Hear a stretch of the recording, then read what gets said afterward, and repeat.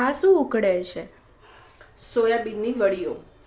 એનું શું કરવાની છો તું? અત્યારે હું એનું શાક બનાવું છું. આપણે બનાવીએ સોયાબીનનું વડીનું શાક.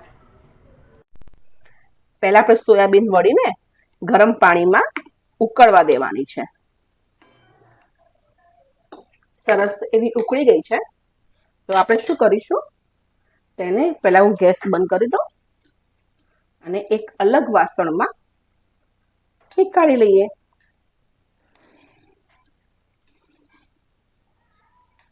આ વડીઓ ઠંડી થાય ને ત્યાં સુધી આપણે તેનો વઘાર પણ મૂકી દઈશું. વડીઓ ઠંડી થાય ત્યાં સુધી આપણે ગ્રેવી કરી લઈએ. તો મેં રાઈ એડ કરી છે. થોડુંક એવું જીરું લઈએ, હિંગ લઈએ, આદુ લસણ મરચાંની પેસ્ટ લઈશું,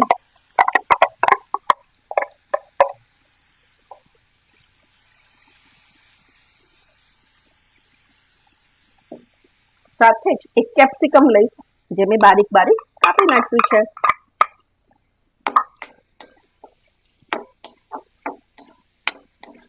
સાથે ડુંગળી લઈશું જે મેં ચોપરમાં કટ કરી નાખી છે.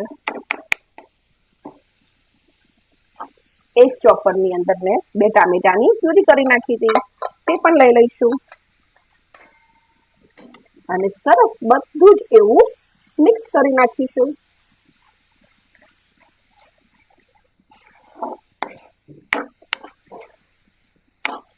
સોયાબીનની વડીની અંદર પ્રોટીન, આયર્ન, વિટામિન ભરપૂર હોય છે. સરસ એવું તેલ છૂટું પડે ત્યાં સુધી આપણી આ ગ્રેવી ચડવા દઈશું. આપણે હવે હજી આપણી ગ્રેવી ઉકળી નથી ત્યાં સુધી આપણે વડીઓ ચેક કરી લઈએ. જો આ રીતે વડીઓ મેં થાળીમાં એટલે કે ડીશમાં પાથરી રાખી છે. હવે આપણે શું કરીશું, તેને આમ હાથમાં લઈને નીચોઈ નાખીશું. જો કેટલું બધું પાણી આવ્યું અને અલગ વાસણમાં લઈ લઈશું. જેમ બને તેમ એને ખૂબ જ સરસ એવી નીચોઈ લેવાની.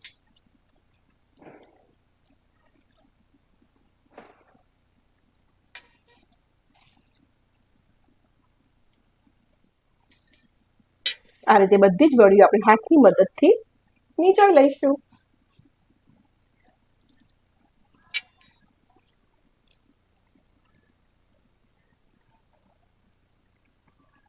વડીઓ તો નીચોઈ જ નાખી છે આપણે, પણ આપણે ગ્રેવીમાં મસાલો કર્યો નથી. આપણે હવે મસાલો કરીએ. તો એના અંદર નાખું છું હું હળદર, લાલ મરચું પાવડર, ધાણા જીરું અને થોડુંક એવું સ્વાદ અનુસાર મીઠું. જો તમે વડીઓ બાફવા મૂકી હોય એના અંદર જે મીઠું નાખ્યું હોય તો આના અંદર મીઠું થોડું ઓછું નાખવાનું. સરસ એવું બધું જ આપણે મિક્સ કરી નાખીએ. મસાલા સરસ એવા મિક્સ થઈ ગયા છે. પણ થોડુંક એવું આપણે પાણી એડ કરીએ અને સરસ એવું મિક્સ કરી નાખીએ. ગ્રેવીને આપણું બધું પાણી ઉકળે છે ત્યારે આપણે આ સોયાબીન વડી તેની અંદર એડ કરી દઈશું.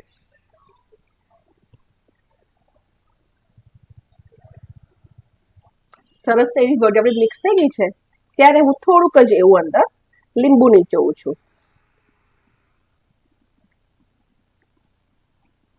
અને મિક્સ કરી નાખીશું